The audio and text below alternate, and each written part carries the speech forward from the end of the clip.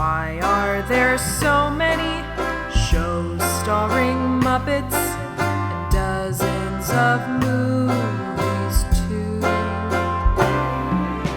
They said they'd watch everyone and they mean it. It's something that they've got to do. So now they've pledged you a lifelong commitment. The Muppets, Matthew and Sam.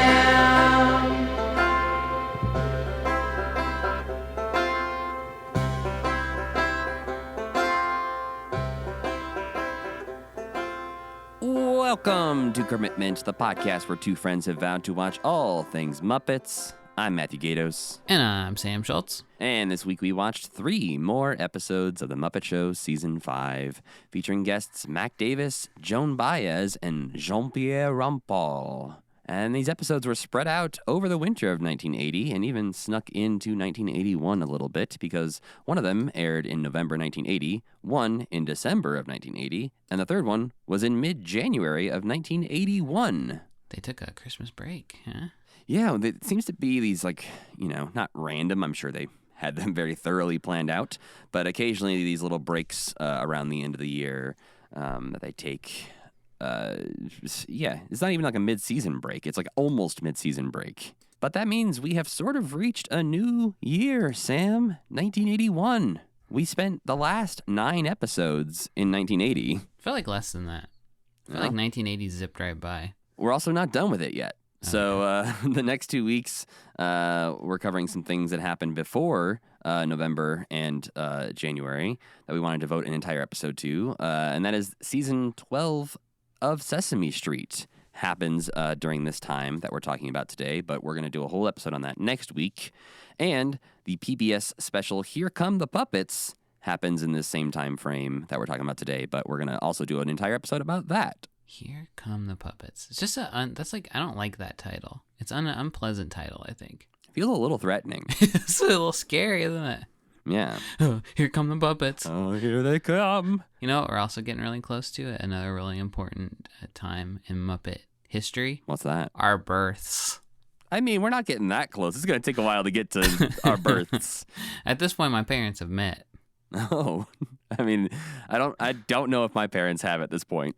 What if their first date was to the Muppet movie? Wouldn't that be amazing? I mean, did your parents start dating in 1976 or whatever it was? 79? Was it that long ago? I thought it was 79. Oh, you're right. It is 79. I'm thinking the Muppet Show was 1976. Yes. Yeah. But yes, is there a chance that your parents' first date could have been the Muppet movie? I don't know. Maybe. I'm not actually really sure. They were together for a long time before I came along. So it's possible. To make this podcast sound even more special, we'll just say yes. Your parents' first date was the Muppet movie. Both of our parents' first dates was to the Muppet movie. Well, my parents, I don't think, met until like 1985 or 6. So to the Muppets Take Manhattan was your parents. But how are you feeling about being halfway done with season 5 now? This is the halfway point. I'm still ready. I'm done. I'm ready to be done. I'm looking at the spreadsheet you made us. I'm looking at all the stuff coming up. Fraggles, etc. I'm licking my lips. How have you felt about season 5 so far on its own, though? Do you remember season 3? I mean, I feel like it all kind of starts blending 4? together at this point. Yeah, I don't know. I feel like it's fine. I keep feeling... So this is a very weird thought I had the other day. When I was watching the intro, and they're walking behind those arches... And for some reason, I was just thinking of, like, Jim Henson watching that and being like, those arches are my cage. I'm trapped in the Muppet Theater. That's how I feel. Like, I don't feel like I'm trapped there necessarily, but I feel like, creatively, I feel like it maybe was potentially a frustrating place to be for him. But I don't know. I don't know that for sure. I don't think you're entirely off base there. I think there is definitely some mention in Brian J. Jones's biography of Jim Henson that Jim was sort of ready to move on after 5 seasons, that he was going into the 5th season with the idea that, like, this is the last one. I'm good. And he was already working, as we know, like, on The Dark Crystal and working on Muppets, The Great Muppet Caper. So he's ready to like do other things, especially like in regards to the Dark Crystal. He's ready to try some very non-Muppety things. So yeah, I think maybe he wasn't like drinking the nights away, thinking like, God damn this Muppet Show! I can't believe I still have to do this freaking thing. He kept like doing those characters a lot. So I don't think he hated them. But no, I also think it's because the highs, I think you said something like this last week, the highs of season 5 are some of the highest highs as far as quality of episode go.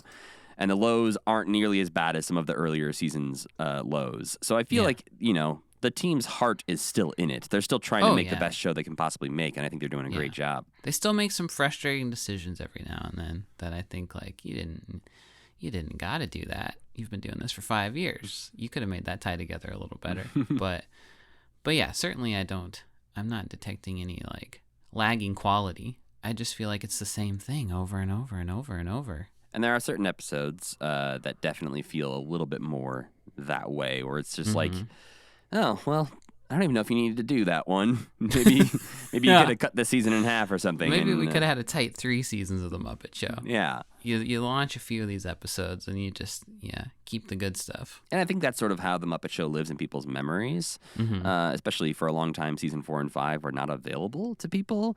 So, like when you talked about the Muppet Show, a lot of people talked about just the first 3 seasons and their favorite episodes from that. And you don't get a lot of talk about the bad episodes. Like, I rarely ever heard people talk about the worst episodes of the Muppet Show. Right. But I think it's a shame that these season 4 and 5 were not available for a lot of people for so long, because some of these episodes are some of my favorite episodes we've ever watched. They're much more like defining of the characters as we know them now, for sure. Yeah, and this sort of feels like, the people who were watching the Muppet Show at the time when it was on, they have memories of these episodes, and these are maybe some of their favorite episodes. And so for a long time, they were probably trying to convince people, like, no, I promise you, this is the best episode of the Muppet Show. And people were like, I don't know, can't see it. That's all I had planned for the opening chat, was just our halfway through season 5. Should I ask you a question too? Yeah, if you want. 1980, huh? Yeah? Is that a question? What do you think is what's your favorite world event that I talked about in 1980? Do you remember all of them? No. I mean, Blues Brothers coming out was pretty cool. That is a pretty good one. There were some good movies. This batch has some damn good movies, including, like, around this time frame, including one of my favorite movies ever made. I bet you'll never guess what it is. I think I might. Uh-oh. I think I might. Is it Popeye? Okay. Ow. Yes. I mean, one of, like, many, like, at least, 2 or 3 of my favorite movies of all time also came out in 1980 with, like, The Blues Brothers, The Shining, Empire Strikes Back. Popeye is also great. I don't know if I would put it in my, like, top 5 or anything, but it's a great movie. A fun year to go to the movies. A lot of the 70s too. Like, this is great movie time. I think it's, again, similar to looking back on the Muppet Show, where people don't talk about the bad movies. There are, yeah. Because there's a lot of movies that came out in 1980, and you probably haven't heard of like 80% of them because nobody cares about them anymore. Let's see. Let me find one. North Sea Hijack. That sounds like one that would be in Seinfeld that they were like trying to go see. Oh, Cannibal Holocaust came out in 1980, which is a movie that no one should watch ever. That seems very late for Cannibal Holocaust to me. Too late. Yeah, because they've already made like Halloween at this point. Yeah, the world should have been stopping that from happening at this point. Yeah. The Gong Show movie is my favorite one I keep seeing. It's like, what is the Gong Show movie? Ooh, and should we watch it? Without Warning looks like a movie that came out in 1980. There's big-headed aliens in it. Ooh, that's another one that sounds like a Seinfeld one that they would go, wow, that looks pretty cool, actually. There's also a scary, like, Cujo dog. What the hell is happening in Without Warning? Without warning. The alien terror is here on Earth. Without warning. It preys on human fear. It feeds on human flesh. Let's watch this. This looks cool. Is this our birthday movie episode this year where we watch something that nobody wants us to talk about? The film is credited as being an inspiration for the 1987 film Predator. I really want to watch this. That alien looks scary. But we're not here to talk about Without Warning today, Sam. We are here to talk about The Muppet Show. So why don't you go ahead and tell the people what we watched this week? On November 22nd, 1980, singer Mac Davis is the Muppets' guest, and Beaker gets sucked into Bunsen's copy machine and duplicated into several Beakers who run around causing mayhem and trying to kill, Dr. Bunsen Honeydew. And I mean, that's basically it. Highlights, though the premise may be simple, the episode itself. Basically perfect in my opinion. The opening number features Rizzo's most prominent role so far with the right voice and everything. And the number itself is a delight. Mac Davis isn't my favorite guest star ever in terms of like talent, but he's really present throughout the episode and he gets to shine in all of the acts he's in. Every piece of it kind of builds the Beaker duplication story. All of his clones pop up a lot, which is great. And we get a little insight into Piggy's attraction to Kermit. She's really into flippers, which I thought was kind of fun. Mac Davis was a country singer and songwriter who wrote songs such as In the Ghetto and A Little Less Conversation for Elvis and got like pretty famous being Elvis's songwriter. And then he started a solo career that led to a gold record, a variety show that ran for a couple of years in the late 70s, and some film roles and a stint on Broadway in the early 80s. He was also a couple voices on King of the Hill. So he kind of just dabbled his whole life in it, a little bit of everything. I think later on, he was also in the Toby Keith movie, Beer for My Horses. There's a Toby Keith movie Yep. called Beer for My Horses? Yep. What's it about? I guess just getting horses drunk. That sounds pretty good. It's like Jackass. Yeah, it's Jackass with just the same gag over and over. I mean, it's a fascinating gag. I would watch that for a while. Then, on December 6, 1980, folk singer Joan Baez joins the Muppets, just as relations with the theater rats begin to break down. Kermit asks Bo to get rid of the rats, but Rizzo, accurately detecting a useful idiot in the bumbling janitor, instead tells Bo that he's been elected president of rats, a position whose duties end up mostly consisting of just getting the rats food. The rats get emboldened and plot to take over the show, which gets Kermit frustrated enough with Bo's incompetence that he fires him. Piggy feels bad for Bo and helps him face his rat bullies and convince them that they need to pull their weight and entertain if they expect to be fed. With Joan as a mediator, the rats convince Kermit to let them join the cast. The rats then promptly betray him by dragging him off stage and taking over the show in its closing moments. They never rehire Bo either, I don't think. He's just fired. Yeah. Highlights include the story to some degree, which holds together pretty well and is a good intro for the rats. A few pretty good songs from Joan, Fozzie actually completing a pretty good comedy set with no heckling even, except his mom throws a rock at him or something. And while Joan's first song, Honest Lullaby, was not great, the way it's shot shows us a full set on the Muppet Show stage, which I thought was kind of cool. We never really seen that before. Joan Baez has a very long Wikipedia page and is an extremely famous folk singer, so I can't talk about her. She's Joan Baez. Go read her Wikipedia page. It's really long. Finally, on January 17th, 1981, flautist Jean-Pierre Rampal toots his way onto the Muppet Show, bringing an air of sophistication that Piggy can't resist, but that ends up getting her in trouble because when you only pretend to speak French and a real French person comes on the show, it's pretty hard to keep the facade going. Other than that, Jean-Pierre just sort of plays his flute a lot, including as the Pied Piper in a rat-approved version of the story, where the Pied Piper rids a rat town of its child infestation. Highlights include the opening number with the Electric Mayhem in a tree playing Rockin' Robin. That just looks cool and is fun, and they're in their neat 80s clothes again. There's a truly bizarre, kind of veterinarian's hospital, wherein Marvin Suggs leads a conga line of badly injured patients and dancing medical equipment, and I really like that. Muppet Labs and Jean-Pierre's big acts are all pretty good too. It was a fine episode. I was just a little bored because, just a flute guy. Didn't really hold my attention. And Jean-Pierre Rampal was just an extremely famous flute guy, and he was big in Japan, and he was big-ish in America, but then after this appearance on the Muppet Show, he got really famous for a long time, throughout like the rest of the 80s, it seems like. Because of this episode, or just like around this time, just separately? Due to this episode, he had like a big like American exposure that helped him out. So they did this kid a favor. Yeah. And he just kind of traveled the world playing his flute anywhere he could.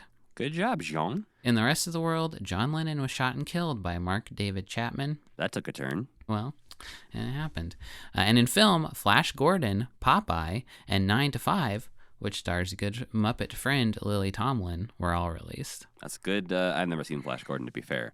But 9 to 5 It's and fun. Popeye are good. Flash Gordon's bad, but it's really fun. Some other Muppety things happening during this time.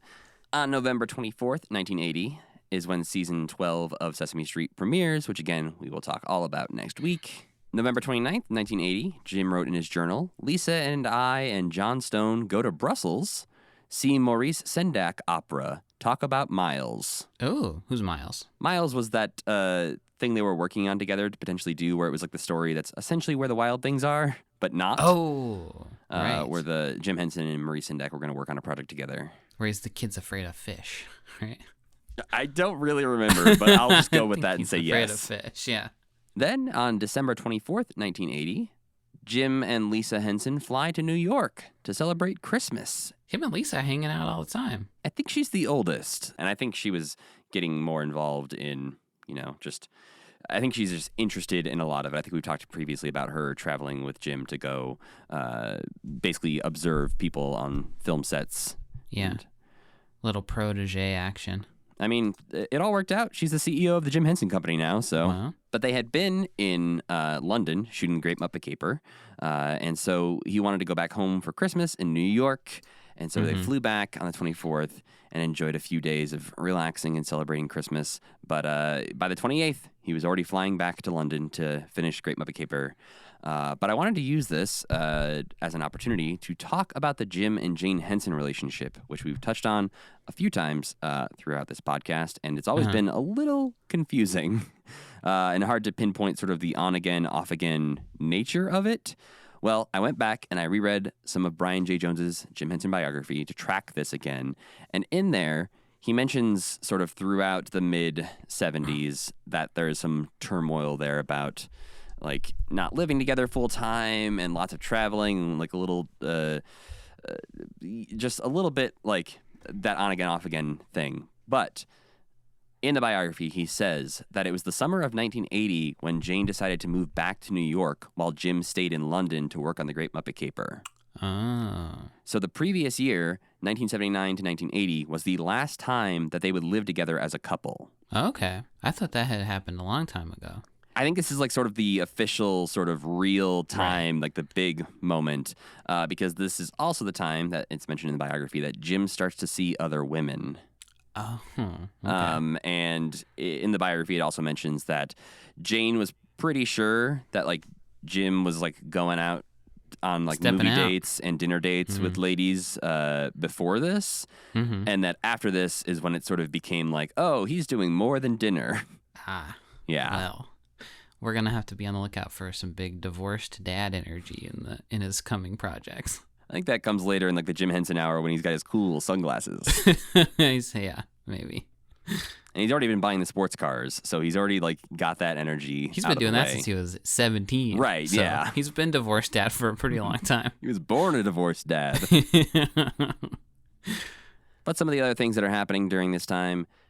December 26, 1980, he meets with Hugh Wheeler and composers on the ill-fated Bodo, which we talked about previously. The goat thing. Yeah, the goat Huge. herder story that was going to be a play that just He didn't. spent a lot of time on this goat thing. Yeah, did not pan out. And then in January of 1981, they keep shooting the Great Muppet Caper, including on January 8th, the piggy pool sequence, Ooh. which, again, we will talk about a lot when we talk about the Great Muppet Caper because this is one of the last scenes to be shot for the movie. And this is where they had to build a bunch of specific Miss Piggy puppets and tried like 40 different ways to make a Miss Piggy that doesn't like either sink or absorb all the water. Frank Oz had to wear scuba gear. They had to have monitors and speakers underneath the water so Frank could puppeteer under there, and it's just so complicated. It's funny that we have a much lower effort underwater Miss Piggy this week. Yes. I think like for the movie they wanted to step it up a little bit. But yeah, and around this time, in a memo to his staff in New York, Jim Henson wrote about the scene. It's safe to say that no one has ever done a sequence like this in any other film, at least not with a pig. Which, feels like a pretty safe bet. And the last Muppety thing happening around this time period is on January 21st, 1981, they began shooting the parachute sequence for The Great Muppet Caper.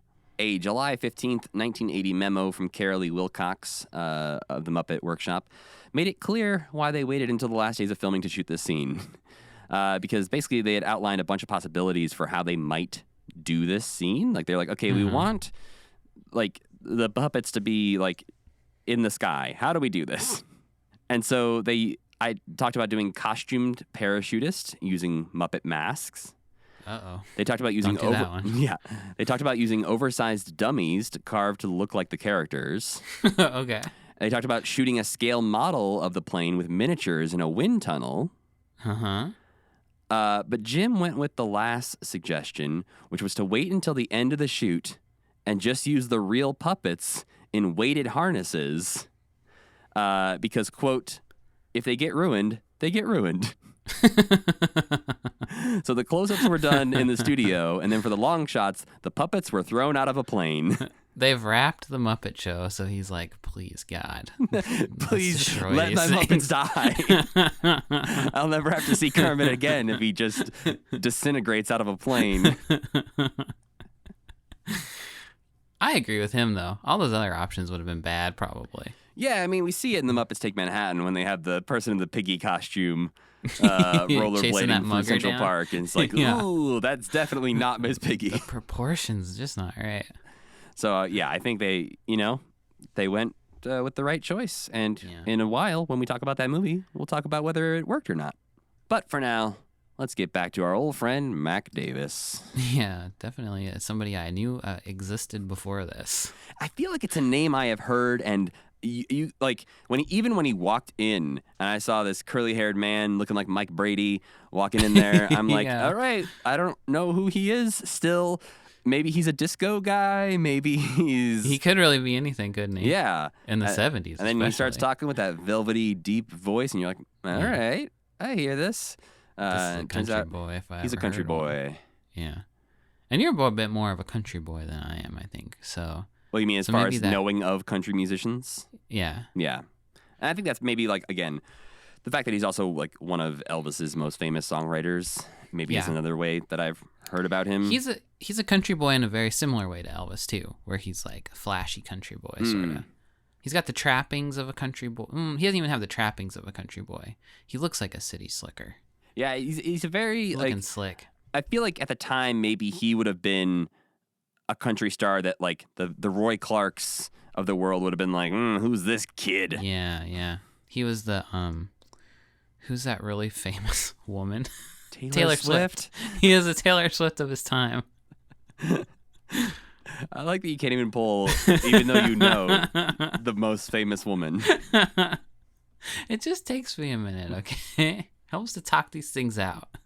I like, though, that you have the power to edit this podcast, so you could have just stopped and thought about it for a second and acted like you just knew it immediately. I have to say it out loud. But yes, Mac Davis, the Taylor Swift of his day, according to us. Everyone would agree with that. Even back then, they were saying it. You know, he's got some Taylor Swift energy about him, and people say, I don't know what this means, but this guy's got big T Swift energy. Someday that's going to be important. But during the opening number, the theme song, a terrifying turkey puppet is seen. We've seen this fellow before, but I feel can't like we have, where. but I don't. Something about his eyes, like he has like very realistic turkey-looking body. Yeah, and so it feels like they just took a couple Muppet eyes and actually glued them to a real turkey. To a real turkey. Yeah, that is exactly what I was thinking. Or like, there's a machine that turns you into a Muppet, and he's in the machine, and it's just starting, and the first thing is that your eyes go. Yeah, because he doesn't quite look like the Muppet Family Christmas turkey yet. And he's like, it's a painful process as your eyes bug out of your head. But the opening number, you know, a lot of opening numbers in the Muppet Show are sometimes disappointing because they're the pigs doing something offensive, or it just, doesn't really get you hyped up for the rest of the show.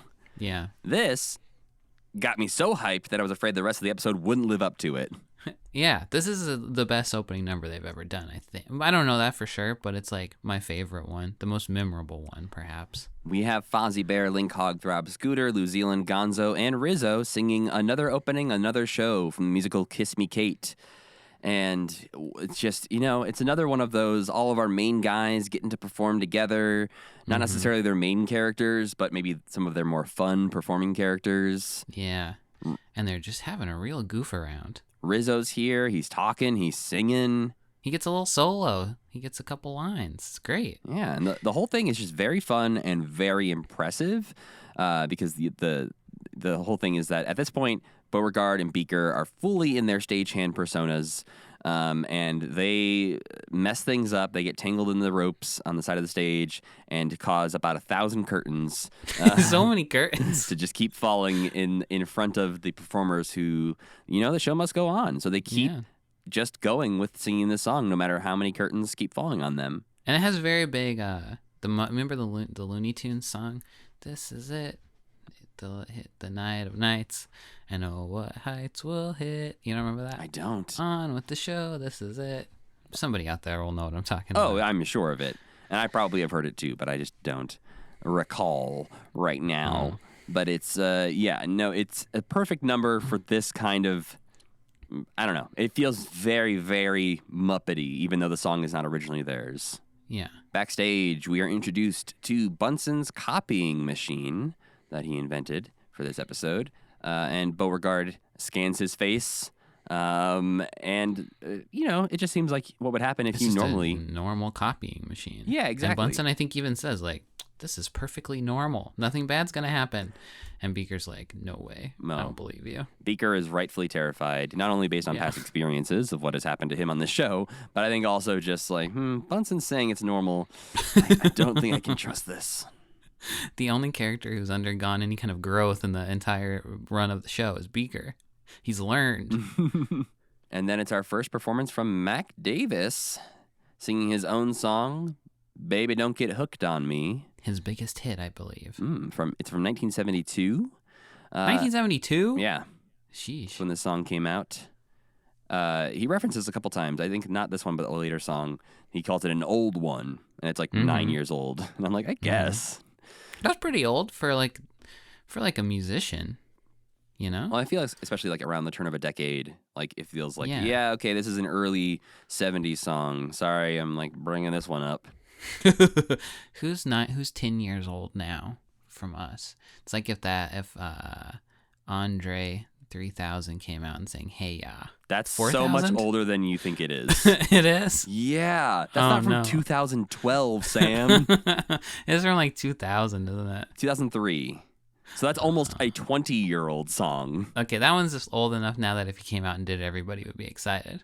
So a 2012 song is Some Nights by Fun. So it'd be like if Fun came out and was like, here's an old one Here's for you. an old one. Yeah, you're right. That would be kind of weird. What it would actually be like if Carly Rae Jepsen came out and said, here's an old one, and sang Call Me Maybe. I would maybe say that is an old one. You've gone through quite a career shift since then. I guess. Oh, weirdly enough, too, Carly Rae Jepsen is almost as old as Mac Davis now. In this episode? Mac Davis was 38 when he made this episode, and Carly Rae Jepsen is 36 right now. So it would almost be like if Carly Rae Jepsen was like on the Muppet Show now, and she's like, I got an oldie for you. That'd be cool. I want that. Yeah. Somebody that I used to know, Gotcha, he'd say, here's my only song. See you later. Please remember me. I mean, we remember him, but just for that one thing. Yeah. No offense, Gotcha, if you're listening. I both hope he is, and I'm just going to go ahead and assume he's not. But getting back to Mac Davis and his song, he is underwater on a giant fish hook, because Baby Don't Get Hooked on Me, and he's singing to a mermaid piggy. Who must be very tiny, judging by how big that fish hook is. Yeah, everything's a little SpongeBob scale in this. And even, I think... Yeah, you're right. But those fish are also extremely tiny compared to that fish hook. They're microorganisms. Yeah. But, we learned that Mermaid Piggy is really into flippers here. Mm-hmm. Because he's kind of dressed like Aquaman a bit. He's got some Aquaman... Or Mermaid Man from SpongeBob. okay, Steve Hillenburg watched this and said, I've got an idea for a little guy named Mermaid Man. Yeah, definitely didn't watch Aquaman and think of that. Sam, we totally forgot to rate this episode at the beginning. Oh, I forgot my notebook upstairs, but I gave it 5 stars. I also gave it 5 stars. We've talked about it a little bit before recording here that for me, this is sort of like my ideal Muppet Show in a lot of ways. And I think there are episodes that I may enjoy better as far as like just having a good time. But I feel like if you're looking for sort of this example of the perfect normal if somebody episode of a said, Muppet Show. What's the Muppet Show? You could say, this is it in its most platonic, perfect form. Correct. Yeah, this is it still feels like a Muppet Show episodes. They're not trying to break the form of the episode. Like, we loved the Glenda Jackson. We loved Loretta Lynn. We like when they break the show. Those are some of our favorite episodes. But this is definitely one of my favorite regular Muppet Show episodes. Yeah, definitely. Another thing I liked about this episode is that a lot of characters talk to each other who don't normally talk to each other, including right now when Piggy and Beaker have a conversation, which feels so strange. Yeah, there's some decent Piggy interaction with other characters in this batch of episodes that we don't normally see. And whether it's consistent or not is one thing, but I think it's good because she's like not the main character of the storylines. She's just like intersecting with them and like being helpful or unhelpful, I suppose, but like just like being a supporting character is a weird role for her. Yeah, she feels like more of the actual like cast as opposed to just like this separate diva. But when Kermit and Mac both walk off, once again, Piggy says, there goes 2 great sets of flippers. She looks up Kermit on WikiFeed all the time, probably, even though she can see him whenever she wants. I don't know. He probably is like at this point. We did find out though that Kermit also had the foot fetish going in the He one likes episode. feet too. Whoa, I wonder if they know this about each other. That's what's keeping them apart, Sam. They just won't discuss it. You got to have communication in your relationship. I think your feet are sexy. Well, you know what? I think your feet are sexy too. Hey! There you go. Then they get married. That's the plot of Muppets Take Manhattan. That's why they get married. Yep. Pinky ring or toe rings is how they get married. Oh man, that's pretty good. I don't know how you put a toe Beaker- ring on a flipper though. That's going to be difficult. Maybe an anklet. Oh. They have anklets on. I could see Kermit wearing an anklet in like maybe the 90s, maybe not the 80s. Yeah. A wallet chain and an anklet. But yes, this is when Beaker falls into the copying machine and after just like destroying his eyeballs. Does the real Beaker come out of this machine, or is every Beaker just a duplicate of that Beaker? that is a great question. I think we have like a multiplicity situation going on here where, although I guess in multiplicity, it's easier to tell the difference between the original and the clones because the original is the smartest one. Right? Yeah. They get increasingly dumber as they clone, whereas in this, all the Beakers seem to be of similar intelligence. Yeah, they kind of hunt in a pack too, so they maybe are even more intelligent than one Beaker on his own. But yeah, I assumed that one of them is the real Beaker. So I think he made 7 copies of himself, so that we get 8 total Beakers. I guess so. I don't want the original Beaker to have been destroyed. Yeah, this is a Beaker of Theseus situation then. I'm just like, and it's not like all of them die at the end of the episode. They have to just pick which Beaker they want to keep, I think. and they let the other ones free just to roam the earth. Or they're all walking out the door, and the last one to leave, Bunsen's like, not so fast. They just close it real fast and like, you're the winner. That would have been a good ending, actually. That would have been creepy. But yeah, for some reason, you alluded to it in your summary, the Beakers want to harm Bunsen as maybe retribution for what he's done to them. They never spell it out exactly. I think it's just assumed, it's assumed that it is because he tortures them, and now they have power in numbers, but they never really say that. Bunsen just immediately knows he's in trouble when he sees a bunch of Beakers, basically. Maybe he knows that he has always been horrible to Beaker, but that he is stronger than Beaker. Physically stronger, yeah. And so if Beaker ever decided to come after him, he knows he could take him. Yeah, but even 2 Beakers, maybe. Yeah, but when there's 8 Beakers, he doesn't stand a chance. And so this is sort of like, Frankenstein's monster situation where he's looking at this and going like, oh my God, my creation is going to kill me. I've run the numbers. 8 Beakers is exactly as many Beakers as it would take to kill me. 8 Beakers could take anything. I think so, yeah. Now we're backstage, and Link Hogthrob and Mac Davis are hanging out, which is just a delightful little duo. Yeah, and Link, I like Link. I've decided I really like him. yeah, I think he's just dim enough for him to become like, I don't know. He's a little bit more charming than Bo is. So if we're talking about our less intelligent characters on the Muppet Show, I feel like he is so cocky and so sure of himself that it leads to him being funnier overall than Bo usually is. I agree. And this is a perfect example of that because he's showing off his expensive but tasteful country and western outfit to Mac. And Mac is mocking him to his face, and Link has no idea. Sings a whole song about how much of an idiot Link is, basically. There's a very cute moment before they sing the song wing Link says something to Mac about like, hey, you gonna watch me in my police sketch later? Like he really wants him to watch his upcoming sketch. I think that was a cute little moment. But yes, then Mac says, hey, I got a song I think that is just for you. And it's his song, It's Hard to Be Humble. And it's his song. It was apparently from spring of 1980. So around the time they were like making this episode, but not when this episode was coming out. And it was a big hit by the time this episode was coming out. It's kind of a novelty song, I would say. I think it's just funny enough that everyone was like, oh my God, this is the funniest song I've ever heard. Just like the song Beer for My Horses. Exactly. Is that a song? Yeah, it is. Okay, that's what I thought. You know, Toby Keith wouldn't just make a movie called Beer for My Horses. Yeah, he is a multimedia superstar. I believe the lyric is Whiskey for my friends, beer for my horses. What does that mean? I guess you want to use the expensive stuff for your friends, and but they love beer, don't they? Over there in country music world? I would assume so. I assume he has many songs about also enjoying beer, but maybe it's the honor of like, my horses are so well treated, they get beer. Yeah, it's like Waste of Champagne, the fancy liberal stuff on my human friends. But yeah, the lyrics to this song are Lord, it's hard to be humble when you're perfect in every way. I can't wait to look in the mirror. I get better looking each day. To know me is to love me. I must be one hell of a man. Oh Lord, it's hard to be humble. We're doing the best that we can. Yeah, they do some swearing in this episode. This is the first time I think we've ever heard Muppets swear. I was trying to think maybe if they said hell before at some point, but I don't know. I could see it maybe happening, like, I don't even know, because I feel like the standards on TV in the early days of, like, Jimmy Dean were probably such that you couldn't even say, like, dang.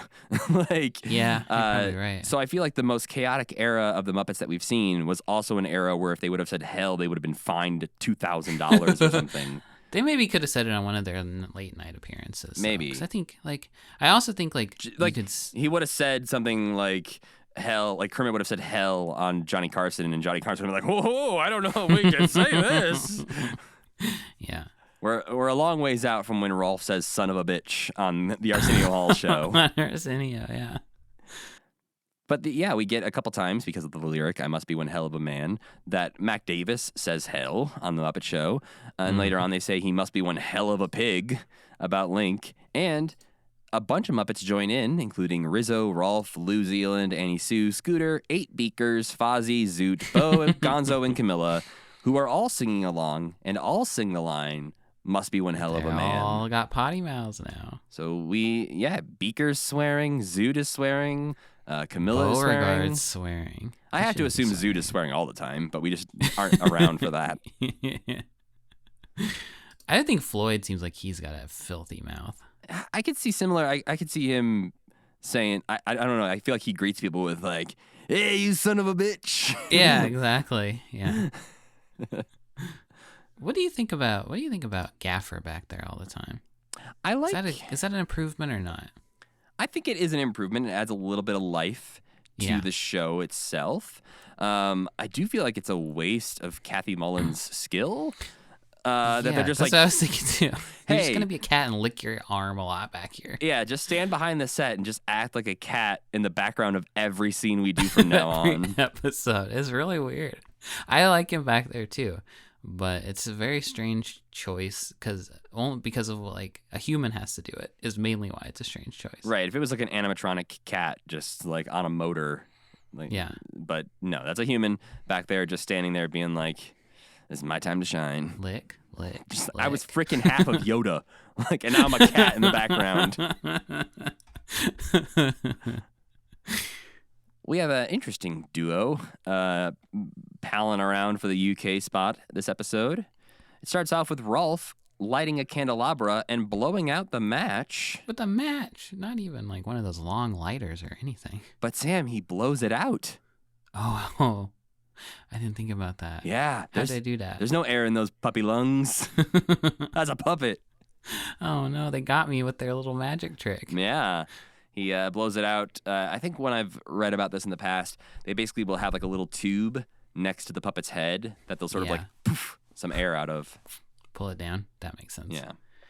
But Rolf is just trying to do a classy Bach piano performance here, and Beauregard decides it's time to clean. Because I guess Kermit told him to. We don't really see that happen. He just wanders on the stage and starts dusting and cleaning Rolf's piano, which, to be fair to Beau, was extremely dusty. Yeah, very, very gross-looking piano. But Rolf, your piano stinks. We gotta clean this thing. But there's a number of times in this sketch where I was just waiting for something to catch on fire. Okay, he uses an aerosol can next to this flame. An aerosol can directly into the flames. How did it not catch on fire? It just must have been water or something. Water or something, yeah. But I was terrified that Beau was just going to flamethrower Rolf's face off. Yeah. It felt like a La Choi Dragon situation. Yeah. It was a bunch of particles floating around, which, number one, particles can cause explosions. I've made a SciShow episode about this. Number two, it's the 70s. They are not using flame retardant stuff for all of this, I would imagine. No. That's all. I feel like there's a constant threat of something catching fire. I wonder, stuff must have. They must have lost one to a fire, a Muppet to a fire every now and then. Ooh, I don't want to see a scorched Rolf just laying in the corner and be like, well, we lost another Rolf. Open up the cloning vat, pull out another one. We're real. Help me, help me. What did you do to my brother? The last thing I remember is seeing Jimmy Dean, and then you put me in this vat. But yeah, the feather duster he uses in the scene, he also is like dancing around with pretty close to the flames itself, which, again, an aerosol can and a feather duster both feel extremely flammable. Yeah, their commitment to using live flames will be their undoing. As we all know, the whole Muppet Show burned down, and that's why they stopped making it at the end of the season. But Bunsen continues to hide in this next sketch, which is just seemingly a normal Swedish chef sketch where he's going to make some soup. He's just making normal soup. Just make it soup, but Bunsen is inside of the soup pot, and the beakers race in to chase him down, and Bunsen walks away Oscar the Grouch style. Seemingly his legs are sticking out to the bottom of the soup pot. Yeah, I like that the Swedish chef isn't a narc also. He does try to hide him. Please keep me hidden, and then Swedish chef's like, all right, he's that way. And then they find him, and Swedish chef is like, oh, sorry. All these sadistic Muppets have to stick together. Yeah. If the little guy, if the little straight men who get tortured start rising up, it's all over for them. Then cut to backstage. Mac Davis is doing something weird. Yeah, this feels like something that he must have been famous for to me. Yeah, he's doing sort of an acapella, like, kind of thing, but he's like slapping his leg. Slapping his body. He's performing the Poor Boy Boogie, which is another 1972 song of his that he's practicing when all of a sudden all the beakers come on into his dressing room. This felt more like a UK spot to me than the Rolf thing, but they don't use the celebrity guests in the UK spots. Yeah. But this felt like it maybe should have been the UK spot. Bear on Patrol is next, and they arrest Beaker for making weird noises in public, which feels like something they could have arrested him for every single week. Yeah, and that many of the Muppets could be arrested that for, too. almost all of them.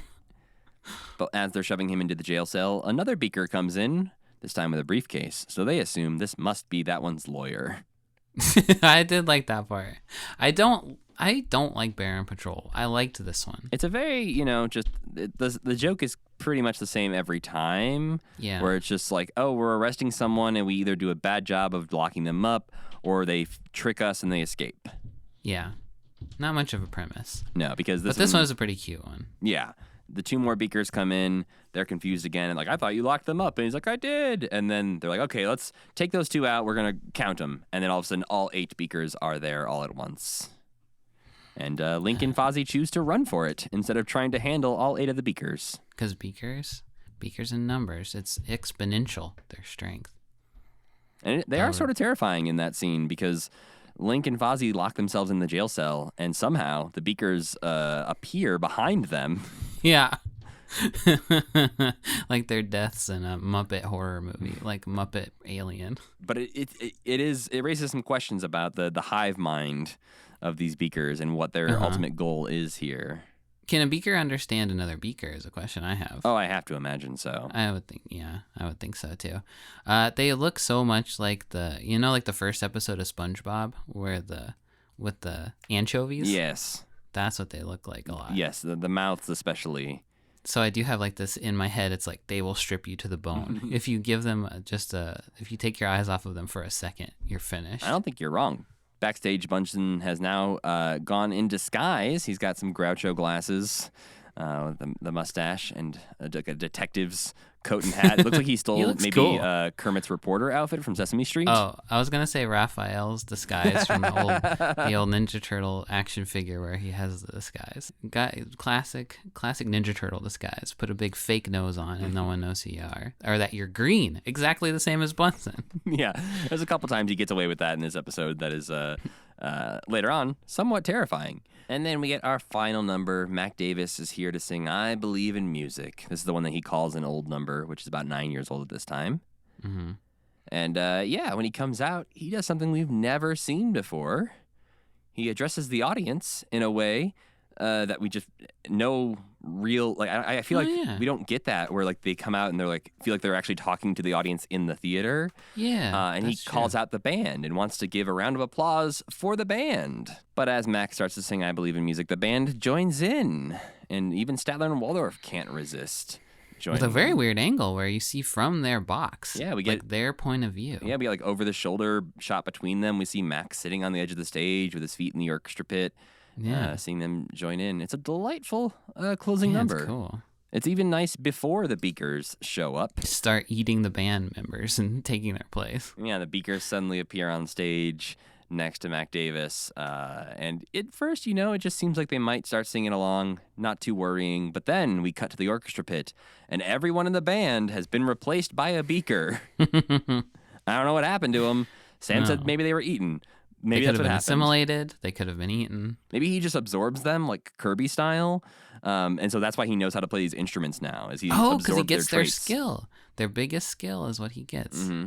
That's a great answer. I like that. Maybe that jaw just like slowly unhinges to like a giant, like 5 feet wide mouth, and just scoop them up. And then the sign off of this episode, Bunsen is once again in disguise, but he's wearing a beaker disguise that is like literally Beaker's hair, eyes, and nose glued to his face. He just had that sitting around. He just got spare parts for when he breaks a beaker. Yeah. Beaker's face gets ripped off all the time. But the closing credits of this one are also delightful because the entire band is still the Beakers. Yeah. And they play the entire closing theme just, with the same shots and motions as the band would, but it's all just Beaker instead. And But Beaker's really bad at playing piano. Yeah. But it still sounds great. Yeah. And even Statler and Waldorf in their balcony have been replaced by Beakers at the end. What's going on here? Once again, another scenario that would have been great for the last episode of the series, where it's just like, I guess that's what happened to the Muppet Show. No, that's too scary. The Beakers just like slowly took over everything. I don't like that one. And then I guess either they're all killed, locked away, ushered out the door. Who knows what happens to all the Beakers after this? Kermit's like, all right, load up your shotgun. It's time to get rid of some Beakers. Beaker season, boys. We have a high population of Beakers in the theater. Yeah. Well, the Beakers are not here for our next episode, which is the December 6th, 1980 Joan Baez episode of The Muppet Show, which I gave 1.5 stars. I gave it 3.5 stars. All right. We've already discussed some of our differences with this, but I'm going to let the debate rage on, Matt. Here we go. Get ready, everyone. Buckle up. It is worth noting as well that this episode does have a stereotype warning at the beginning of the episode, and we will get to why, because there's a couple moments that happen in this episode that I think could qualify, but one really, really obvious one. There was, Well, I'm curious to see which one you thought was more. Well, I know. I know. You still hate the opening theme? You warming up to it? I don't like it as much as I like the old ones. Is my main, the main issue with it. Something about those shots of the people coming in the lines, at like the 45-degree angle. It just looks worse than it used to look. Yeah, like it looks you're right. cheaper. The puppetry doesn't look quite as good, and like the angle, like we used to be sort of like more from the side, and so people were wandering out, and then they poke their heads out through it, and they sort of like look at the camera or like stick out in a way that was more interesting, like just from a compositional thing. But that's true. now they just all sort of come in and stand there in a not interesting way. Okay, I like the song itself better, but I can see what you're saying. I'm getting tired of Statler and Waldorf singing the same thing over and over, though. It feels like when they cut to them that they should be doing something unique. The opening number of this episode is Man Smart, Critter Smarter, which is a take on the song Man Smart, Woman Smarter, which is a song from 1936 that everyone sang back then, including Harry Belafonte. Not in Seems the like 30s. a song He wasn't from in the 30s. But yeah, he sang it later than 1936. For me, this was a good idea. That was not as well executed as I was hoping it could have been. Yeah, well, because it's a little messy or what? It's just a little long for the joke to happen. Which I feel like we've had before, where it sets up a thing with like the Alan Arkin episode where they're singing Zippity Doo Dah, and then he comes in and murders all of them. Right. This one, sort of the opposite of that.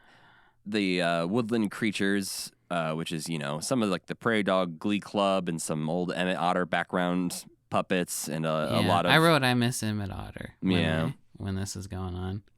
But they take on the plot of Fantastic Mr. Fox, and they see a large factory in the distance, and they're like, we must destroy this. We got to do some terrorism now. Yeah, so they blow up the factory that's been polluting their woodland area. And I did, to be fair, not see that coming.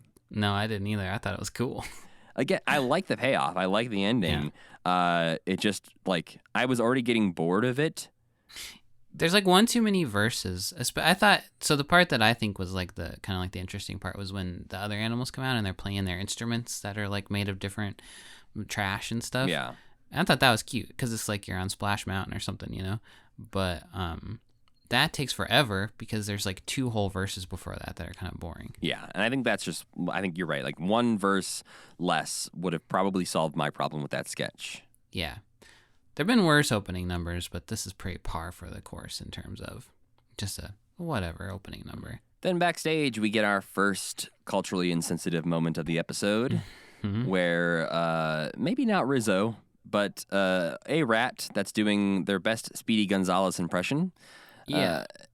Why, though? Yeah, well, it's because they want to do the Mexican rat dance. Oh, the Mexican rat dance. And so he's got a sombrero and a poncho, and he's doing the accent you think he's probably doing as a cartoon stereotypical Mexican rat. That's not all that's going to happen, though, folks. Nope.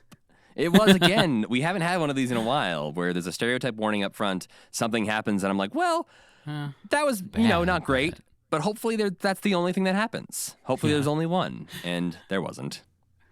Kermit also intimates that he wants Bo to kill the rats, I think. Right? Yes. Oh, absolutely. Yes. He says, Bo, take care of those rats. These sentient talking beings. Which, that's the throat cutting sound. Which I think is sort of explored later on in this episode when the rats decide to be a part of the show. That, I feel like that should have been the conversation first, was just like, well, why are you treating them any different than all the other animals that hang out around this show? I wasn't aware they weren't considered part of the show. Yeah, it feels like they've been here for about a season at this point. They've done songs on stage. Yeah, they did the musical number with a catgut that one time. With the clock. Yeah, the rocking around the clock. Yeah. I don't know. Inconsistencies in the Muppet Show. What? What? This one felt okay kind of, though, because it is kind of like it's like a Rizzo's debut episode. Yeah. Other characters have gotten those. Yeah, I believe this is actually in the production order. This is Rizzo's first talking role. And so we just got lucky, I think, that the way we watch them is all 3 of these episodes have Rizzo talking and singing. Yeah. So this is sort of just our first episode talking about Rizzo talking. But yes, this was the first episode, I believe, where Rizzo became Rizzo. I love Rizzo. He's also got a shirt that says Rizzo on it in this. He does? Yeah. I didn't notice that. He's got like this 70s like hippie jacket on. And With it's like a peace sign on the back. yeah, and like this little yellow hat. But his shirt just says Rizzo on it. Oh, cool. I didn't notice that. But as Sam alluded to earlier, Bo does not take care of the rats because throughout this episode, he will take care of them by feeding them. And yes, and becoming their president. yes. It's a great introductory scam on Rizzo's part as well. Really sets the tone for him. Yeah, no. I think this is one of those where the character kind of comes out of the box fully realized. Yeah. When you got a little rat with a Brooklyn accent, though, you kind of know what you're going to expect. But speaking of unexpected things, Joan Baez is here to sing Honest Lullaby. We find Joan singing to her puppet son Gabriel, Yeah, a puppet of her son. Her real son. who his room is interestingly decorated. Yeah, he's got greased posters. He's all also over got it. a giant poster that's just John Travolta's like 4-foot tall head. Very John Travolta heavy to the point where you're like, is this going to be grease related somehow? Is all this John Travolta mean something? And if this kid doesn't love John Travolta, why did they do this? But maybe she just said he loves grease. Yeah. Yeah, she had a real son named Gabriel at this time who was 11. So maybe he was just super into Grease and Superman and all the other things that are decorating this room. 11-year-olds love grease. But it's just such a bizarre song. If this is a lullaby you sing to your kid, it's weird to include the lines, spending all my energy in keeping my virginity and living in a fantasy in love with Jimmy Dean. If you will be my king, Jimmy. And for the record, this is not our Jimmy Dean. It's not? I'm like 99% sure this is a James Dean reference. There are multiple songs throughout the years that refer to James Dean as Jimmy Dean. Jimmy Dean. When they like the song James Dean. Yeah, so I believe this is a crush on James Dean, not on Jimmy Dean. But that's too bad. Yeah. I have more of a crush on Jimmy Dean. So, I mean, to be fair, we don't know for sure.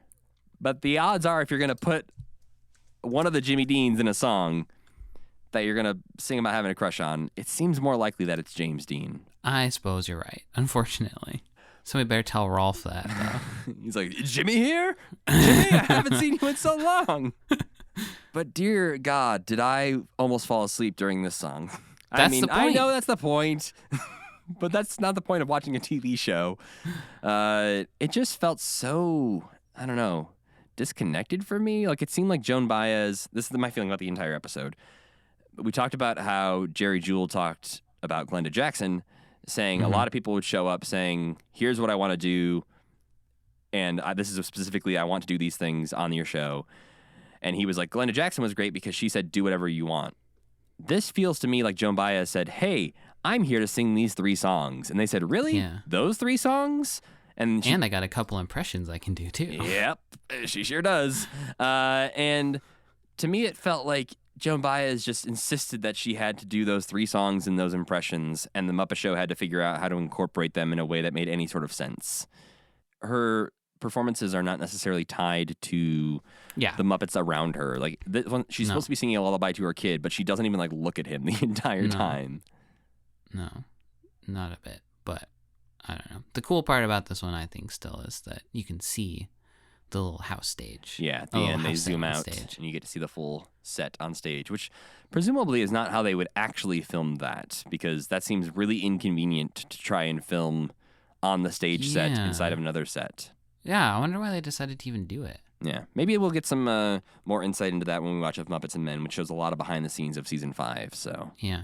Then backstage, you have a brief segment that Sam mentioned earlier where the rats elect Beauregard president simply so that he will open the fridge for them. And he seems to be happy that someone's just paying attention to him. Yeah, he almost seems like he's happy to just like, have a job. When it's like, you have a job, Yeah. Bo. You like everyone relies on you to keep this place clean.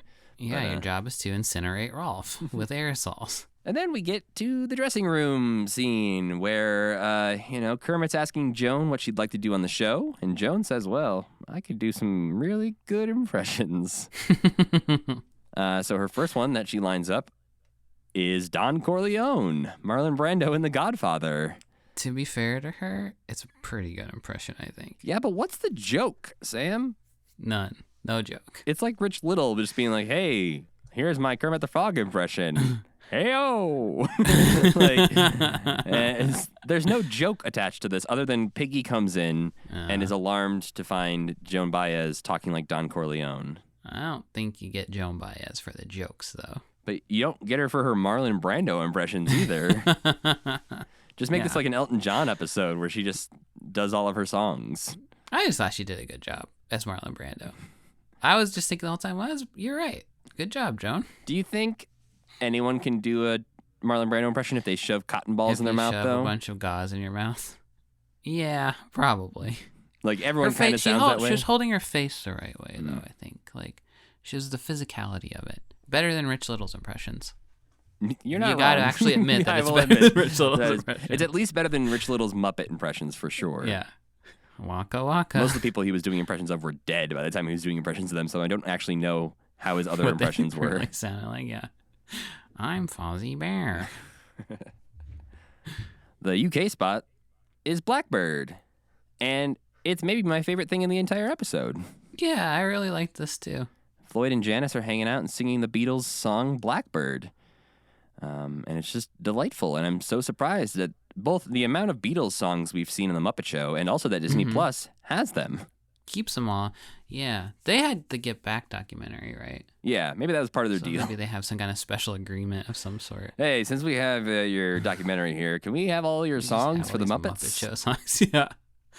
I really like this too. I could deal with like 10% more Electric Mayhem music. If they're gonna have so much singing, I want them to do it more often because I just like to watch them. Yeah, and we get a nice number in the next episode, which is, I think, does just make me wish they were around a bit more. I feel like Jerry Nelson loves being Floyd too. Well, he does such a good job of it. Yeah, he's great. Then Joan Baez is performing in her dressing room for some reason. The night that they drove Old Dixie down. For some reason, is right. Yeah. Like, they're just back there in the dressing room hanging out. And we've had that, before.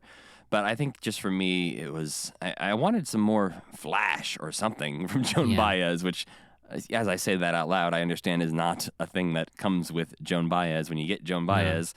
But She's just wearing her robe in her dressing room the whole episode. yeah, it just felt like she couldn't be bothered to, like, do Muppety things. Yeah.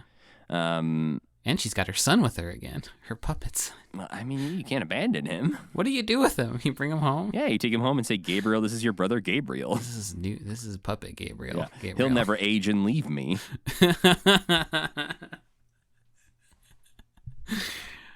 I'm picturing like a Muppet sci-fi film where people are ordering replacement single empty nesters are ordering replacement children, But they're just it's like live Muppets. but they're Muppets. Yeah. Yeah. It's like the Stepford Wives, but Oh, man. Scooter would be somebody's son so fast. he would love to be somebody's son. I get to play Minecraft all day? All right. This was one of the moments, I think, where I just felt like there wasn't a lot of motivation for going from one sketch to the next or one scene to the next. And the rat thing is largely sort of inconsequential. Like, I felt like the rat thing was such a cool premise that just wasn't really used as well as the it could have rats been. taking over the show could have been a whole thing because they could have just been they could have done what Beaker did. It would basically have been the same thing as the Beaker episode that we just watched. But yeah, them popping up and stealing stuff or whatever rats do. And at the end of this dressing room segment is the other offensive stereotype voice that we get to hear in this episode, where, at first seems like it might be a nice thing where Joan Baez says they need to talk about nonviolence and references the teachings. Because the rats are like, we're going to overthrow everyone. Yes, they want to take over the Death and show. murder. And when she says, like, well, not violently, right? They're like, ha, ha, ha, maybe. And she's like, oh, you need to look into the teachings of Mahatma Gandhi. And she's like, I think I have a book around here somewhere. And this leads to what I think on its surface is a funny joke. It's a really funny joke. I think so, too. Because there's one of like the baby puppets holding onto a book and screaming and crying when she pulls the book away. And the joke is, that's what happens when you take Gandhi from a baby. Which, if she had just said that... I would have laughed. It's funny. But instead, she says the joke while doing a Mahatma Gandhi impression. It's not good. Nope. And yeah, so either that or the Mexican rat dance segment, one of those earned the stereotype warning, if not both. Both, yeah. I think also another plot that she could have had was building on this a little bit, where she is trying to like, she's doing a thing that, who was trying to make Animal calm, but James but Coburn. but at the end of this episode, she kind of like mediates a peace talk between Kermit and the rats. Maybe if more of the episode had been about her like going back and forth and negotiating, that could have been fun. Yeah, and they could have leaned into that, like she is this peaceful folk singer who could be a calming voice amongst the chaos. Yeah. Speaking of chaos, we have Fozzie attempting to do a comedy act out in the woods. Because he thinks it'll make him more comfortable. If he's somewhere he's feels safe. Well, as he said, he is a stone throw from his former home where he grew up, and that's when his mom throws the rock at him. There's a rock at his head. Yeah. But yeah, no, I think you're right about this being one of his most successful acts ever, and there's a few great jokes about the wildlife itself. We got Mickey Mouse hanging out in the background, and we have the 5 o'clock weasel. That weasel screaming is scary. Yeah, it's basically the joke is the 5 o'clock whistle when the workday is over. But to get Fozzie off the stage, the weasel comes out and does do a very loud, like train whistle noise from his mouth. Just opens his mouth and does an unnatural shriek. And then this next scene backstage is when Kermit fires Beauregard because Beauregard has not done a good job of murdering the rats. He chooses the rats over keeping his job because they are his people. They are his friends. At the end, like obviously we talked about that Beauregard doesn't necessarily come back in this episode. Yeah. He doesn't get rehired, I don't think. But he's there during like the peaceful ending number. So that makes me think that Kermit just sort of reconsiders unofficially. Off screen, he's like, look, bud. Yeah. Even though he's well within his rights to fire him. He's a horrible employee. At the end of that scene, Fozzie's there, and Kermit looks to Fozzie and says, was I too tough on him? And Fozzie says, oh, I don't know, while he hugs Kermit. Yeah, stroke his little shoulder. Yeah. I like when they're friends. I mean, I want to see them hanging out more often. Well, it just reminds me of, again, in Brian J. Jones's book about Jim Henson, there's stories in there about Jim Henson being a softie when it came to having to have hard talks with his staff. And how basically he would pawn it off on like David Laser or somebody else to be like, can you talk to them? I don't want to be mean. Specifically, there was a moment, I don't remember why, but Richard Hunt was in trouble for something and had to be brought into Jim's office. And apparently when he walked in, he knew it was going to be like a hard conversation. And the first thing that happened was Jim just stood up and hugged him. Oh. So, yeah. That's horrible management. Jim, not great with confrontation.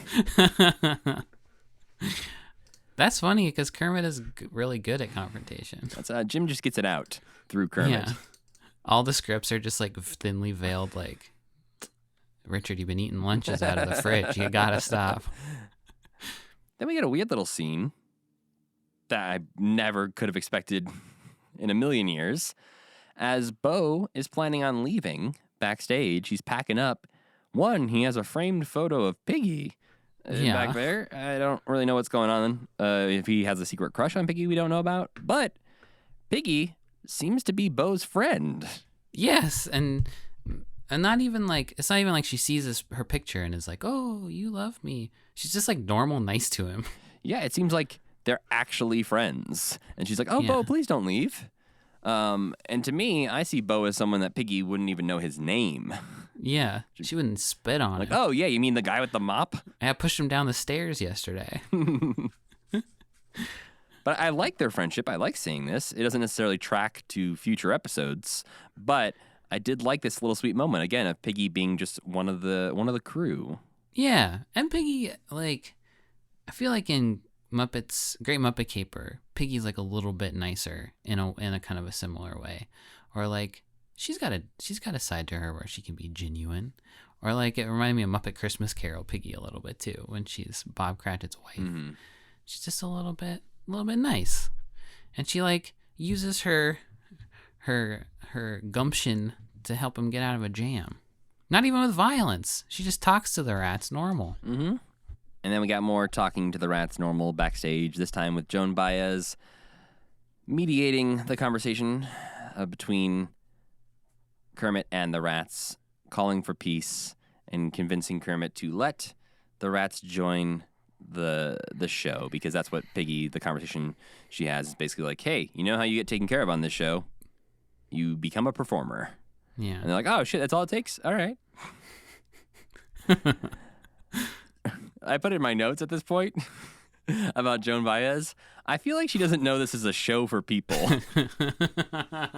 What do you mean? Because they're having this conversation, and then she just starts singing a hymn. And it's not even like a cheer up song necessarily. It's not like everyone join in. She just starts singing at them, and it becomes a thing. But it just feels like everyone has to catch up to what she decides to do in the moment. That's true. I wrote like she's very overreacting to this moment. It's not that deep, John. Yeah, I think it was all going to work itself out, and you're like, no, everyone, make a giant circle. A circle. Yeah, it's beautiful. It was another part of the episode that sort of put me to sleep. Wasn't my favorite. Yeah, I couldn't pay attention to this either. But the, it looked kind of interesting. Yes, I will say it's staged interestingly, even if it's sort of boring on its own as a song. And the sign off of this episode is an omen of things to come. What do you mean? Because it's Steve Whitmire performing a character trying to be Kermit. Trying to be Kermit. I did not think of that. Yeah, Rizzo comes out to take over the hosting duties of the show, and he's got a little Kermit collar on, and says, see you next week on The Muppet Show. I couldn't even put my finger exactly on what's wrong with this episode. It's just, I guess disjointed maybe is what it is. Yeah, I think that's the best word for it. It just feels... And the music is just a little too boring. Yeah, the music being boring, it does not help it. Because I feel like we've had that with the Elton Johns and the Liberace's, where they come on, they just kind of perform and don't do a lot else. But the songs are at least interesting enough that they keep the numbers exciting. And like in Elton John, you had Crocodile Rock, where they had the crocodile and the swamp set and everything going on. Whereas this is like literally, she sings to her son in his bedroom. So a character we've never seen before is involved in that one, and then the other ones are just starting backstage or in a black void. Yeah. But there's none of it in particular that is abysmal. It's not like a shitty episode. It just doesn't, it's like less than the sum of its parts almost. In my opinion, at least. Yeah. I'm going to keep it at a 1.5 stars. And on January 17th, 1981, it is time for the Jean-Pierre Rampal episode, which I gave 3.5 stars. I gave it 2.5 stars. Ooh. I thought it was fine. I just think he's boring. I think he's boring, but I also think he lets the cool stuff happen around him. But the opening of this, he's talking with Pops, and Pop says, your instruments are ready. And it's a basket of fruit, and Jean-Pierre says, I don't play the fruit, I play the flute. But this is they sing a quick little part of a song that we've heard a handful of times at this point, which is Yes, We Have No Bananas, which we've heard from the Swedish Chef, and we've heard the Marvin Suggs' Fruit Orchestra. But the earliest thing we heard it was Kermit and Chicken Liver lip-synced to a recording of it in the early 60s on the Today Show. It was maybe the earliest clip we ever saw? Well, definitely one of like the first 5 clips we ever watched. Yeah. I mean, it was a clip from something a little later, but it's a clip in a clip, and the clip that is clipped might be the earliest thing that we've ever seen, I think. I'm going to say yes, because I didn't really follow what you said. Okay, great. But yeah, it is from 1961, April 1961, and it is the third thing in chronological order that we have been able to watch. But here's what I'm saying. It's a clip in a clip of the Today Show, and they're like, check this out, and then it shows that. But the thing that they're saying to check out happened maybe way before they showed it on the Today Show, right? Because maybe it was from the Steve Allen Show, which was like 56, 57. Maybe so. Okay, so that was in the era of the I've Grown Accustomed to Your Face and the Yellow Rose of Texas performances. So, yes, most likely from the mid-50s to early 60s, somewhere in that era. You think Jim even remembers that? I mean, yeah. It's like 15 years ago. That's it? Oh, yeah, I guess you're right. Do you forget things that happened 15 years ago? Yes. Well, yeah, but also, just like such a shift in his life in those 15 years. He's got a lot more to remember than I ever had to remember, probably. Yeah, I mean, 15 years ago, we were like freshman, sophomore in college. So, I mean, I guess I remember some things from college. Yeah, I remember one or two things. Not math. The opening number of this episode is one of the best. Yeah, good one. We've got Rockin' Robin being performed by the spiritual successor to the Rockin' in the Graveyard, or Rockin' in the Barnyard, or whatever it was called. Yeah, right? Barnyard Boogie or something like that. Yeah, that's the one. This is Rockin' Robin performed by the Electric Mayhem sitting in a tree. And yeah, there's some impressive, I think, chroma keying as well as hiding behind the set at certain points. And just a very convincing Muppets sitting in a tree sketch. Yeah. We see the legs of the Electric Mayhem so much more than we see the legs of everybody else, I feel like. You are correct. I also like that we've seen a lot of Janice lately. She's really getting to shine. Yeah. Yeah, me too. Richard Hunt's getting to sing a lot more, which is always welcome. And Janice is, they're fleshing out that character a bit more. Yeah. Now it seems backstage that Piggy and Bo's friendship may be over. It's kind of falling apart a little bit. Because she refuses to perform with Beauregard. They don't really, set up. I was a little confused about what this was even about. Yeah, I think what happened is Piggy requested a flautist for her number, and they said, well, we've got Beauregard and his harmonica. Yeah. And she said, that sucks. I'm not doing that. And then they eventually found a flautist for her in It would be fun if Jean-Pierre. there had been an episode where Piggy has the guest on, and like she books the guest, and she's like, this is the guest. Yeah. Surprise, This would have been a Kermit. good one for that, maybe. Yeah. If they could have gotten like two celebrity guests to do an episode together, that would be great. where like one of them thinks they're supposed to be the guest and the other one isn't. There's a moment in the ABC Muppets series like that where they're trying to replace Elizabeth Banks and they ask Tom Bergeron to do it. And then at the end, Elizabeth Banks ends up being on the show. And Kermit says something about like, oh, did anyone tell Tom Bergeron that he was bumped? And he's standing right behind them and he said, no, but he figured it out. That was a good show. It was a good show. I will die on the hill of that show is good. Until we watch it in 7 years and we're like, oh, that wasn't a good show. Sam, I have rewatched that show probably 4 times. Oh, really? Okay. Yeah, well, it I is. guess check It is out like again. my go-to if I'm craving some Muppet stuff that's not of the same era we're already watching, because I'm like, well, I'm not just gonna like watch the next thing in advance because I want it to be fresh for the podcast. So I jump And I'm not way gonna ahead. watch Muppets tonight. I want my reactions to Muppets Tonight to be fresh. Whereas Yeah. like the Muppets ABC show, like I've already watched pretty You already recently. seen So it. Yeah. But yes, the number that Piggy did not want to do with Bo, but will do with Jean-Pierre Rampal, is Lo, Hear the Gentle Lark, which is based on a Shakespeare poem, but turned into a song. Yeah, this is a really good Piggy number. Trying to be classy, trying to match wits with this very classy flautist, and just reveals herself to be not that classy. Both doesn't speak French and also doesn't even really know the song she's singing because she keeps trying to come in too early and is very competitive with her accompaniment. So, yeah. I love when she pegs that she's classier than somebody and really exploits it, but I also love when she pegs that she is not classier than someone and she's just trying to barely keep up. Yeah, there's a couple Those are moments both great modes for throughout her. this episode where she's trying to avoid being in the same room with Jean-Pierre so that she doesn't have to speak French. Which you can tell, like, Kermit knows what he's doing. Kermit's Yeah, like, he hey, knows I you got gotta someone speak who French." speaks French on the show, so you can finally speak French with somebody. Because you speak French. Somebody's got to give Kermit his comeuppance once in a while. He gets karate chopped quite a bit. He gets stomped a lot, yeah. And we don't even see how often he gets stomped in their home life. That's assuming they have a home life. I think they're on again, off again. He has a toothbrush at her house, I would say. Yes. He doesn't need, Yeah. maybe he has a collar there, like an extra collar Yeah. as well. Then it's time for another Bear on Patrol, where this time, a Muppet that seemingly, for some reason, has its own Muppet wiki page. Oh, yeah, it does. Zixkel, the car that we previously saw in the Working at the Car Wash Blues number with Gonzo, No. is a We did, but that doesn't count as a Muppet. definitely I'm not in sorry. that scene. He is fully driven, but now maybe he's more of a Lightning McQueen situation where he is alive and well. I don't even believe that they fabricated this car. I don't think it counts as a Muppet. It looks like something They they bought in like this the car. kids section. It's like an old Power Wheels or something. Yeah. But yeah, Zixel is there and is arrested for double parking. 'Cause that's the only crime a car could really do, I guess. Well, there's some Vehicular grimmer crimes a manslaughter. car could do. Yeah.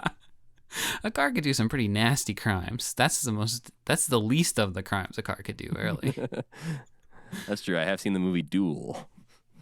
And Christine. Yeah. Maybe this car belongs behind bars. Yeah, this is Christine Sr.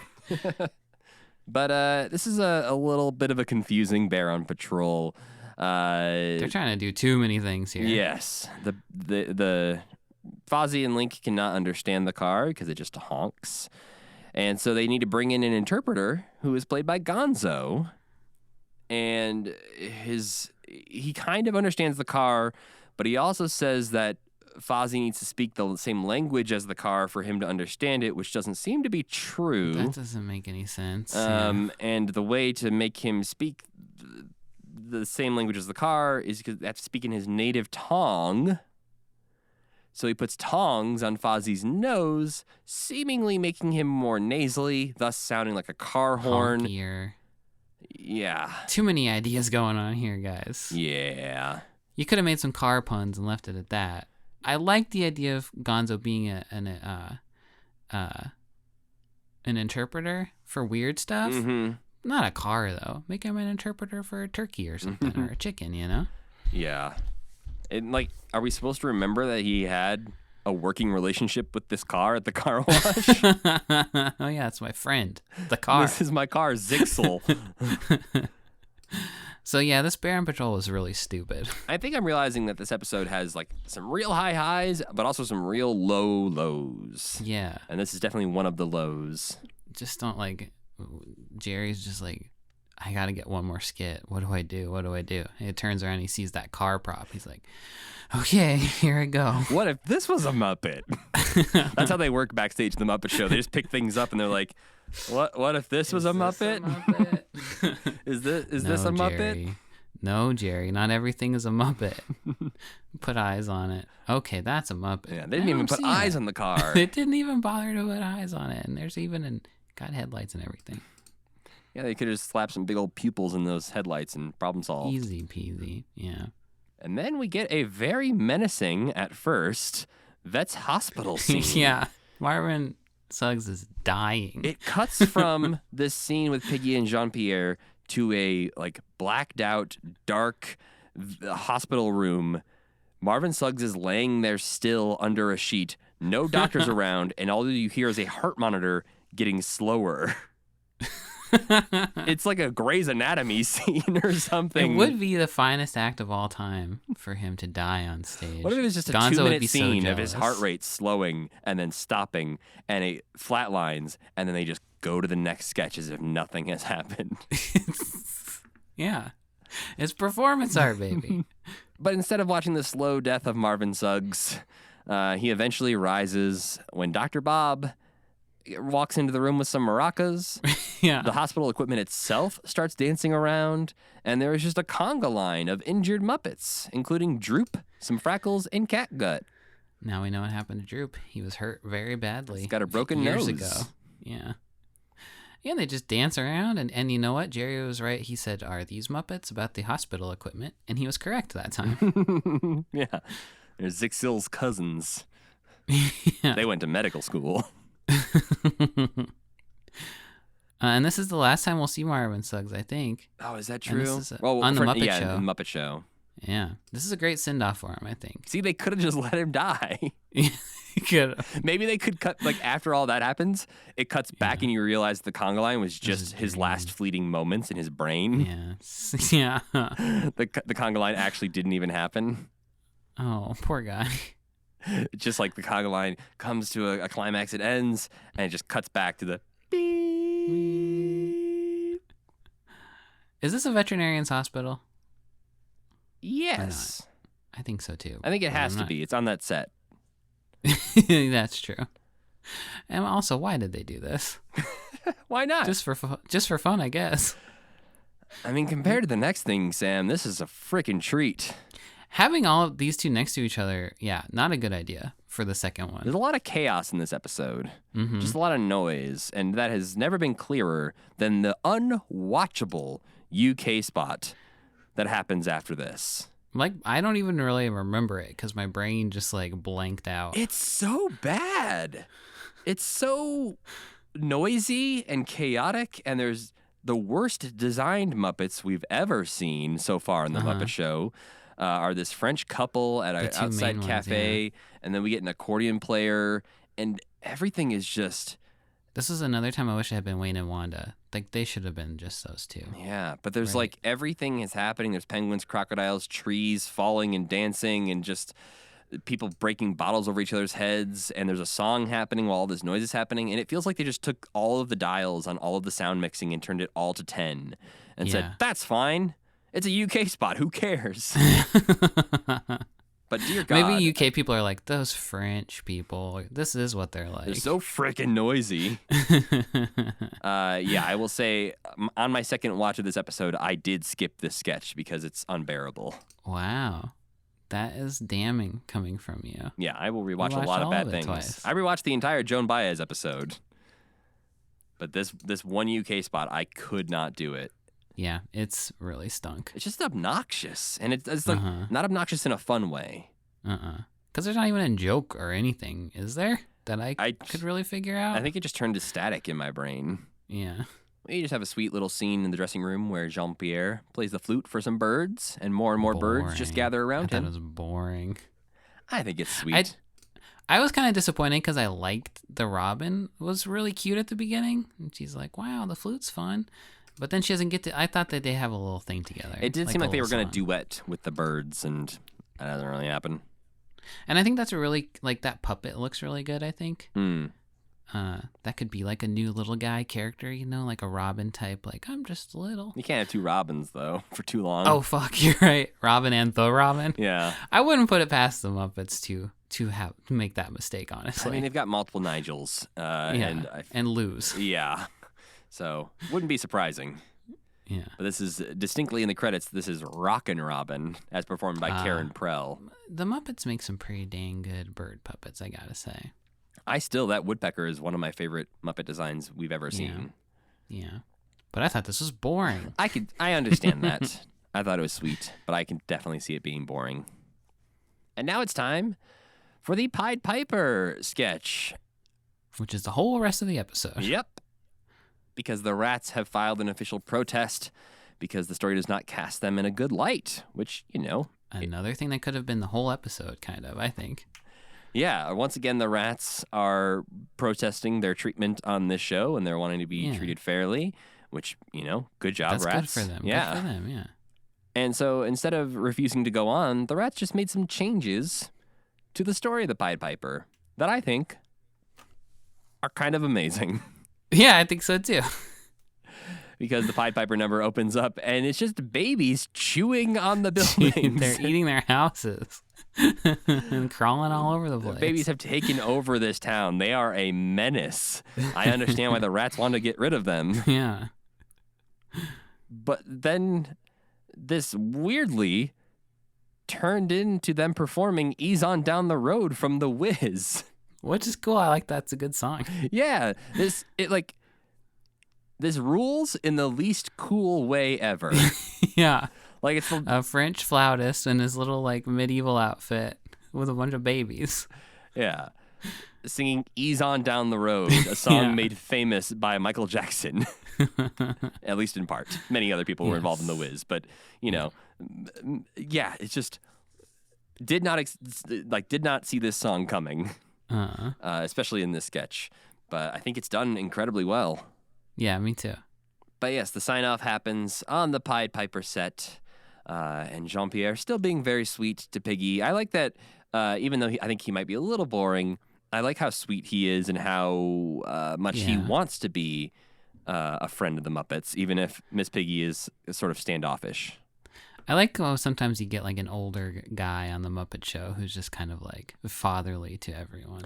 It sort of has a nice energy. It feels like Zero Mostel to me, where he's just delighted to be surrounded by these puppets, and it's kind of like, this is great. I like you fuzzy guys. This is amazing. Or like people who understand that like this is kind of like a once in a lifetime weird opportunity. Yeah. And look how weird it is. But yeah, overall, I think a good batch of episodes. Even if I really didn't like the Joan Baez one, there are some good sketches in there. And the Mac Davis one really elevates this whole batch for me. Yeah, I had a good time watching these ones, even if some of it was shitty. It was still a good time with the Muppets, with my friends, the Muppets. Which now means it's time for our Muppet of the Week. And this Muppet of the Week it's more of a species of the week. Or an entire planet. A planet of the week. The weekly planet is Coosbane. It's time to talk about the Coosbanians because we're kind of done with most of the Coosbanian things we're going to see in our travels through the world of the Muppets. And before we wrap up our discussions of the Muppet Show, I wanted to make sure we talk about some of these characters that we've never talked about before. So yeah, if you don't know, the Coosbanians are aliens of various species from the planet Coosbane. The name for the Coosbanians apparently comes from Coos Bay, Oregon, which Jim Henson just thought was a funny name. It is a funny name. Yeah. He's right. We first met the Coosbanians back in 1974 on the Muppets Valentine Show, where the male and female Coosbanians performed the Gallio Hoop Hoop mating ritual that Kermit was covering as a newscaster, and what I think is one of my favorite Muppet performances of all time. I think I was mean to it You when were. we first saw it. I think in retrospect, it's kind of like I didn't quite know how good I had it back then. I've seen much worse now. Yeah, no, I think just Frank Oz and Jerry Nelson's performance as the male and female Coosbanians is amazing in that sketch.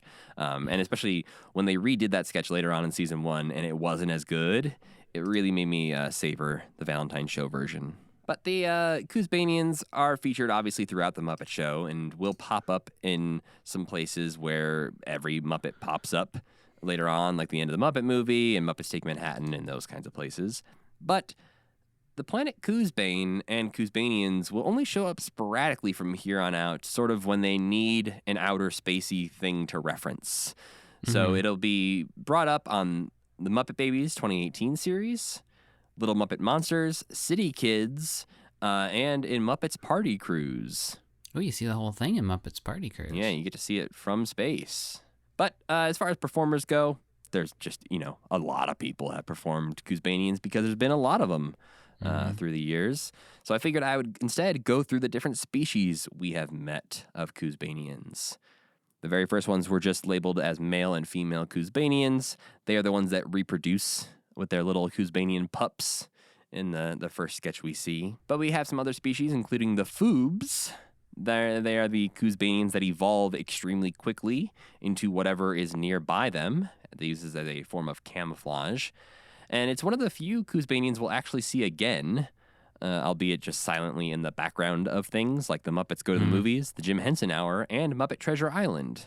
We also have the Fazoobs, who are the musical Coosbanians. We've seen various forms of them in a line of 4 playing as a band. We've seen the 2 of them doing their little drumming and smoke spitting number recently. And one of them will actually go on to appear a couple times on Muppets Tonight. We also had the Spoople, It was just the liquid in the jar. That was a really good one. It was a too. good one, but we only see the spooble once. He's killed at the end, isn't he? Well, you gotta assume there's more spoobles in the world. Oh, yeah. It can't just I be one suppose. spooble. We also have the Murdley Dops, who are the hot pink and furry ones, most famously in the Dom DeLuise episode where he's trying to, what's that game? Where you whack-a-mole. Whack-a-mole? Yeah. Yeah. He's sort of trying to whack-a-mole them, and they end up pulling him into their crater. And turning him into one of them. Yes, he does become a Murdley Dop. And last but certainly least, as far as Kuzbanians go, we have Martha and George, the talking rocks I hated that them. the Pigs in Space crew run into upon their visit to Kuzbane. Perhaps the least Kuzbanian of all the Kuzbanians. Yeah. And the last fun fact that I have about the Kuzbanians here is something that we've talked about before on this podcast. But in 2009, there was a book that came out called Star Wars, The Essential Atlas. And in their giant map of the universe of Star Wars, it included Kuzbane in the index, listing every planet mentioned in the franchise's movies, comic books, and novels. So I think this is the only place Kuzbane is actually mentioned in the world of Star Wars, is in the Atlas. But for a brief, fleeting moment, Kuzbane was introduced to the Star Wars canon. And then Disney came in and said, no. No fun for you. So, Sam, what would you rate the Kuzbanians? I really like kind of like consistent settings like this, like kind of like fun world building where it's just like a callback and you have this place where you can set things. I like Kuzbane. I don't think it's been used as effectively as it could be. There were some pigs in spaces where they went there and kind of not very interesting. But I would give it a 3. No, we do 10 now. Yep. 6. I give it a 7. 6. So in the same realm, I agree with many things you just said, that I think Kuzbane is inherently interesting, but maybe not used to its fullest. Yes, Dom DeLuise made the most of it. Yeah. He was the best we've seen Kuzbane, I believe. Besides, you would think the Valentine's Day thing is probably, huh?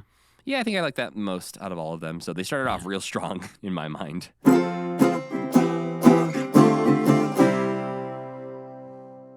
All right, Sam. So, did you have any time to enjoy any non-Muppety things this week? The only thing I really stood out, we're still watching Seinfeld mostly in our free time, but the thing that mostly stood out was I saw Nope. And parts of it. I liked it and didn't love it, but I thought it was overall very good, and there were parts of it that just like freaked me out for days and days. Can't even really talk about it without talking about what the movie. I also saw like Nope even knowing this week. anything about the movie will mess it up. But yeah, the only thing I have said to someone who hadn't seen it yet that I think is definitely not a spoiler, but just sort of like I really liked Nope. I think I liked it more than most people I've talked to about the movie. But my summary was that it felt like Jaws to me. Like there's a lot of parallels to Jaws in it. And I won't say how or why, but there was some moments in there where I was a little unsure about it or where it was going or what it was doing, and then I sort of realized it was Jaws, and I was like, oh, all right, I'm back on board.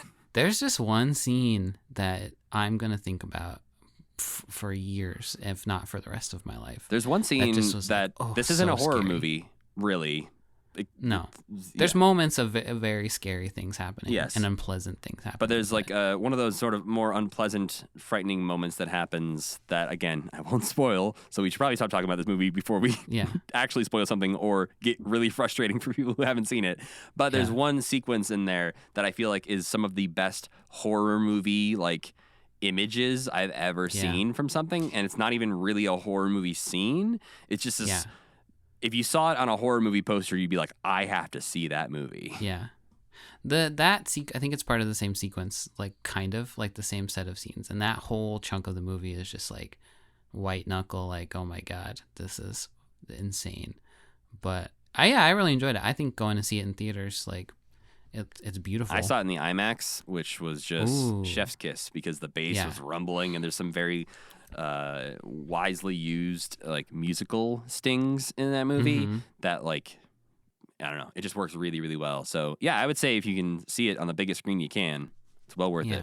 I also just briefly wanted to mention that I've been watching Light and Magic on Disney+. Oh, I saw that and was interested in that. It's very good. It's very good. If you're a Star Wars fan specifically, it's very, very good, and you get a lot of... Is it a documentary? Yeah, it's a 6-part documentary. It's like 6 hours total. And yes, lots of great behind-the-scenes footage and stories about the making of Star Wars and how it really was just a ragtag group of people trying to figure out how the hell to do these things that no one else had ever done before. I'll watch that. That's kind of what the Muppet people do, too. I bet you could gain some insight into that kind of 70s creative process. I've only watched the first 2 episodes so far, but fantastic. Overall, great. So before we go, we want to let you know what we'll be watching next time. And as I mentioned at the beginning of the podcast, we're going to be discussing Season 12 of Sesame Street that premiered on November 24th, 1980. And to prepare for that, we're going to watch a couple of Sesame Street episodes, one of which is the season premiere episode 1446, which you can watch on HBO Max under the title Big Bird Goes to School. Uh-oh, that doesn't sound good. We'll also be watching the season finale episode of Season 12, which is episode 1575, which on HBO Max is called Mr. Rogers Visits. Not Big Bird is expelled from school? No, maybe that happens earlier in the season. Happens pretty quick. And we'll also be watching a selection of Season 12 sketches that are featured on the Sesame Street Old School Volume 3 DVD set. Some of those classic cuts they like to include. I love those things. Yeah, so, that's mostly what we'll be watching and discussing. Telly Monster will be our Muppet of the Week next week. But I'm looking forward to diving into some more Sesame Street. Me too. I love Sesame Street. It's a nice place to be. We need to thank our friend Tuna for making the music for this podcast and Cassie Wilson for singing our theme song. Don't forget to go to commitment.com to sign up for our Patreon or pick up an enamel pin or just look at our shining faces over there, our little headshots we have on the website. You can also email us if you'd like at mail@commitment.com to share any, interesting Muppet tidbits you have that you don't feel like putting on social media. If your parents met at a Muppet movie, legitimately let us know. That would be cool. You can follow this podcast on Twitter and Instagram at CommitmentPod. And you can follow me on the internet at Matthew Gatos. And I'm Sam Schultz. And as always, keep believing. Keep pretending.